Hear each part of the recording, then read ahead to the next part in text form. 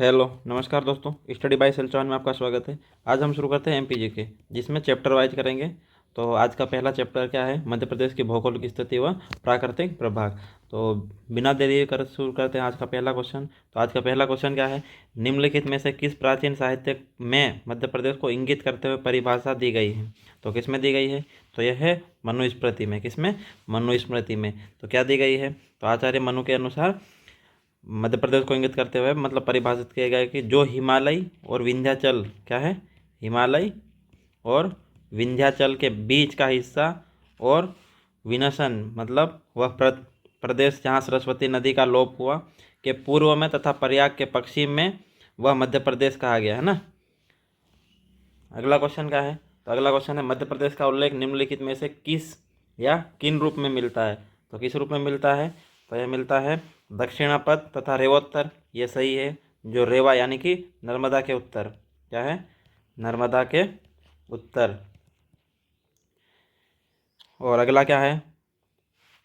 तो अगला है उपरोक्त सभी रूपों में या एक स्थलबद्ध राज्य। तो यही सही है, एक स्थलबद्ध राज्य है जो मतलब चारों ओर से स्थलीय प्रदेश से ही घिरा हुआ है। और देश का हृदय प्रदेश, यही भी सत्य है, यानी कि ऑप्शन नंबर बी इसका उपरोक्त सभी रूपों में मिलता है ना। अगला क्वेश्चन क्या है? तो अगला क्वेश्चन है, मध्य प्रदेश का नामकरण किसने किया? तो मध्य प्रदेश का नामकरण किसने किया? तो यह किया है पंडित जवाहरलाल नेहरू ने। किसने किया? पंडित जवाहरलाल नेहरू ने। अगला क्वेश्चन क्या है? तो अगला क्वेश्चन है, मध्य पुराना मध्य प्रदेश किस नाम से जाना जाता था? तो किस नाम से जाना जाता था पुराना मध्य प्रदेश? तो यह जाना जाता था मध्य भारत के नाम से। क्या नाम से जाना जाता था? मध्य भारत के नाम से। 1 नवंबर 1956 से पहले क्या? 1 नवंबर 1956 से पहले मध्य भारत के नाम से जाना जाता था। तो मध्य भारत में तो मध्य प्रदेश का निर्माण कैसे हुआ? तो मध्य भारत कौन कौन सा? एक तो पार्ट ए, पार्ट बी और पार्ट सी को मिलाकर मध्य प्रदेश का निर्माण हुआ है ना। पार्ट ए में क्या था? तो ये था सीपी व बरार। क्या था? सीपी यानी कि सेंट्रल प्रोविंस। क्या था? सेंट्रल प्रोविंस एवं बरार। और पार्ट बी में था इंदौर व ग्वालियर रियासत। क्या थी? इंदौर व ग्वालियर रियासत। और पार्ट सी में बुंदेलखंड। क्या था? रीवा का बुंदेलखंड और भोपाल। ये 3 पार्ट मिला के मध्य प्रदेश का नए मध्य प्रदेश का निर्माण हुआ। कब? 1956 में। इससे पहले मध्य भारत के नाम से जाना जाता था मध्य प्रदेश। अगला क्वेश्चन क्या है?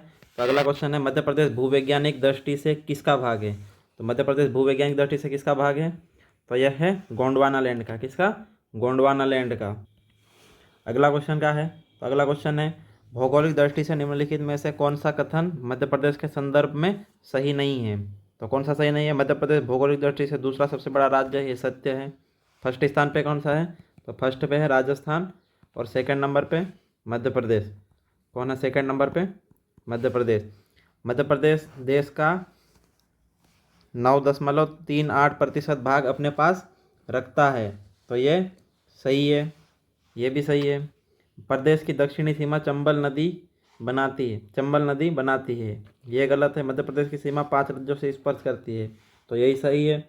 5 राज्य कौन कौन से हैं? तो एक है गुजरात, राजस्थान, उत्तर प्रदेश के बाद छत्तीसगढ़ और महाराष्ट्र। ये 5 राज्य हैं। जबकि प्रदेश की दक्षिणी सीमा चंबल नदी नहीं बनाती, प्रदेश की उत्तरी सीमा बनाती है चंबल नदी, है ना। उत्तरी सीमा ऊपर वाला कौन सा? भिंड मुरैना ग्वालियर वाला क्षेत्र, यानी कि ऑप्शन नंबर सही है। अगला क्वेश्चन क्या है? तो अगला क्वेश्चन है, मध्य प्रदेश के पूर्वी तथा पश्चिमी भाग में लगभग कितने मिनट का अंतर है? तो कितने मिनट का अंतर है? तो यह है लगभग 34 मिनट का अंतर है। कितना? 34 मिनट का। अगला क्वेश्चन क्या है? अगला क्वेश्चन है, निम्नलिखित में से किस संघ या समूह के साक्ष्य मध्य प्रदेश में नहीं मिलते?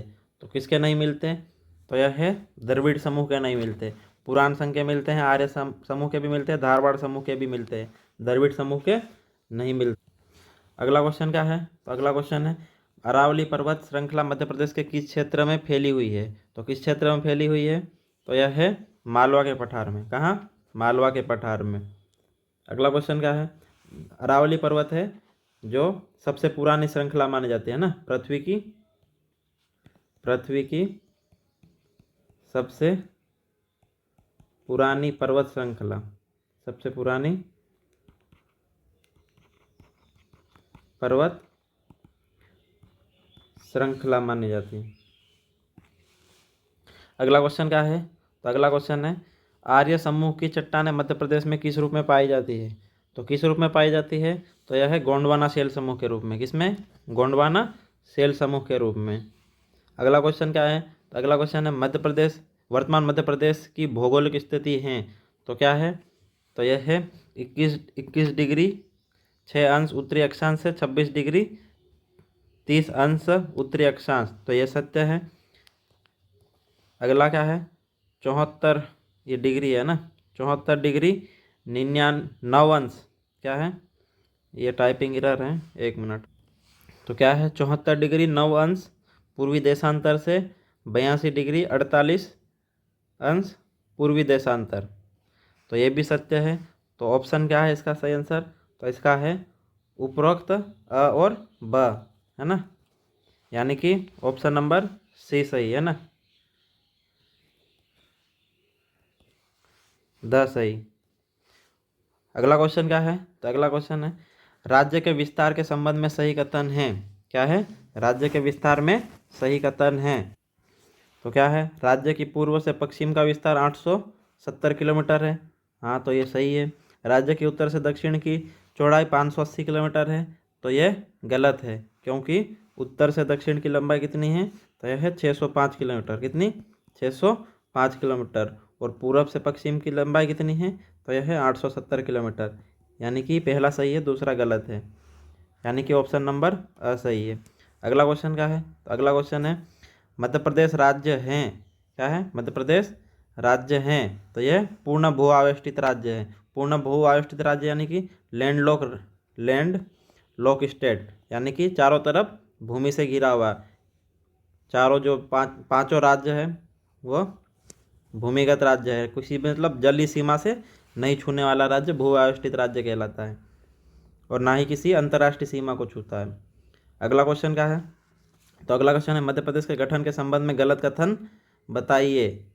तो क्या है? महाकौशल की राजधानी जबलपुर थी, ये सत्य है। बुल्ढाना, अकोला सहित 8 जिलों को तत्कालीन मुंबई राज्य में सम्मिलित किया गया, ये भी सत्य है, जो अभी वर्तमान में महाराष्ट्र में है। तत्कालीन संपूर्ण विंध्य प्रदेश को मध्य प्रदेश में मिलाया गया, तो ये भी सही है। विंध्य प्रदेश को मध्य प्रदेश में मिलाया गया। मंदसौर जिले की भानपुरा तहसील को तत्कालीन राजस्थान को दे दिया गया, तो ये गलत है ना। क्योंकि ये गलत इसलिए है क्योंकि मंदसौर जिले की भानपुरा तहसील को नहीं दिया। भानपुरा तहसील का एक गांव था, कौन सा? सुनील टप्पो, या सुनेल टप्पो भी बोलते हैं उसे, सुनेल टप्पो को राजस्थान को दिया था। और राजस्थान की जो एक तहसील थी, कौन सी? सिरोज तहसील, सिरोज तहसील को मध्य प्रदेश के विदिशा जिले में मिलाया गया था।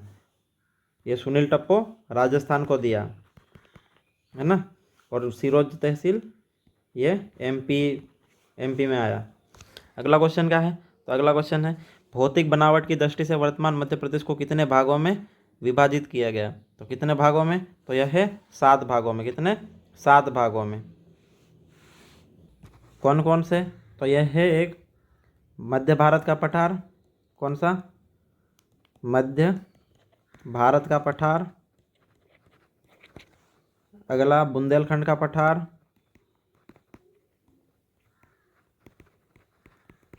अगला कौन सा है? तो मालवा का पठार। अगला कौन सा है? तो रीवा पन्ना का पठार, रीवा पन्ना का पठार। और अगला कौन सा है? तो नर्मदा सोन घाटी। अगला तो सतपुड़ा मेकल क्या है, सतपुड़ा मेकल श्रेणी कितने हुए, 1 2 3 4 5 और 6। अगला एक और है 7, कौन सा, बघेलखंड का पठार, कौन सा, बघेलखंड का पठार। तो ये 7 भागों में बांटा गया भौतिक बनावट की दृष्टि से वर्तमान मध्य प्रदेश को। अगला क्वेश्चन क्या है, तो अगला क्वेश्चन है निम्न पठारों में से किस पठार का निर्माण ज्वालामुखी उद्गार से निकले लावे से हुआ है। तो कौन सा हुआ है, तो यह है मालवा का पठार, कौन सा, मालवा का पठार।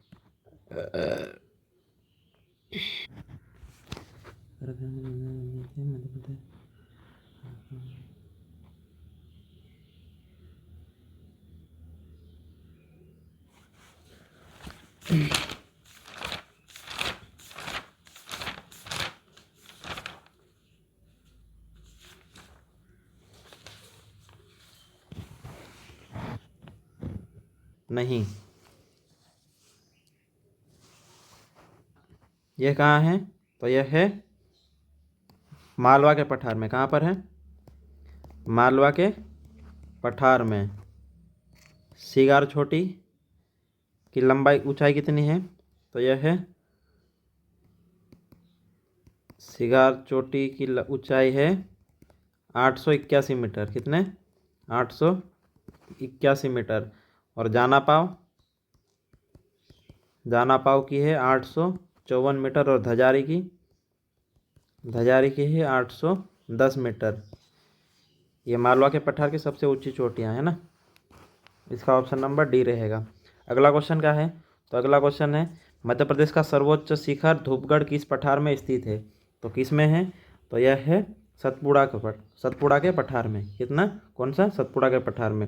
धूपगढ़ चोटी की ऊंचाई कितनी है, तो इसकी है 1350 मीटर। कितनी, 1350 मीटर। ये कहाँ पे, धूपगढ़ कहाँ आता है, तो यह है होशंगाबाद में। कहाँ पर, होशंगाबाद में। होशंगाबाद का नया नाम क्या है, तो नर्मदापुरम में है ना। यह प्रदेश का एकमात्र हिल स्टेशन है। कहाँ, एकमात्र हिल स्टेशन।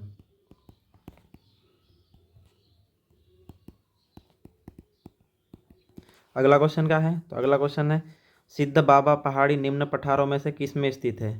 तो किस में है सिद्ध बाबा का पठार, तो यह है बुंदेलखंड में। कहाँ पर, बुंदेलखंड में। सिद्ध बाबा पहाड़ी की ऊंचाई कितनी है, तो यह है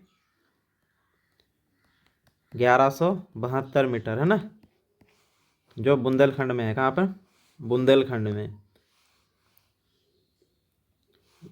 अगला क्वेश्चन क्या है, तो अगला क्वेश्चन है मध्य प्रदेश में गोंडवाना युग की चट्टानें निम्न क्षेत्र में मिलती है। तो किस क्षेत्र में मिलती है गोंडवाना युग की चट्टानें, तो यह मिलती है, तो यह है सतपुड़ा क्षेत्र में। किसमें, सतपुड़ा क्षेत्र में।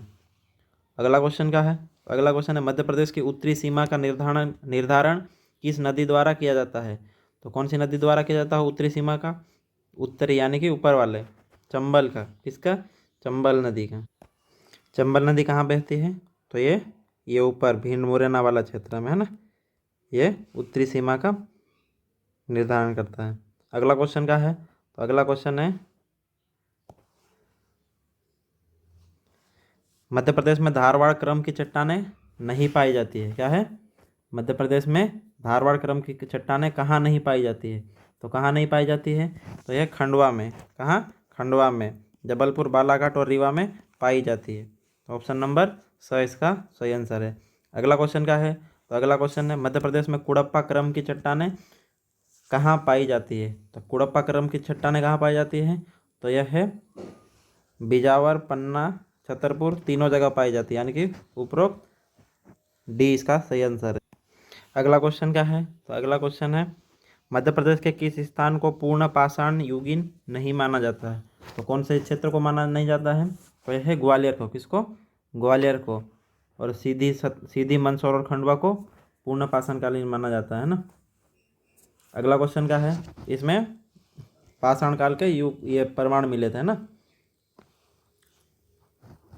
अगला क्वेश्चन क्या है, तो अविभाजित मध्य प्रदेश की पूर्व से पश्चिम की चौड़ाई क्या है, अविभाजित मध्य प्रदेश की पूर्व से पश्चिम की चौड़ाई, मतलब मध्य प्रदेश विभाजन से पहले तो कितनी है, तो यह है 1127 किलोमीटर। कितनी, 1127 किलोमीटर।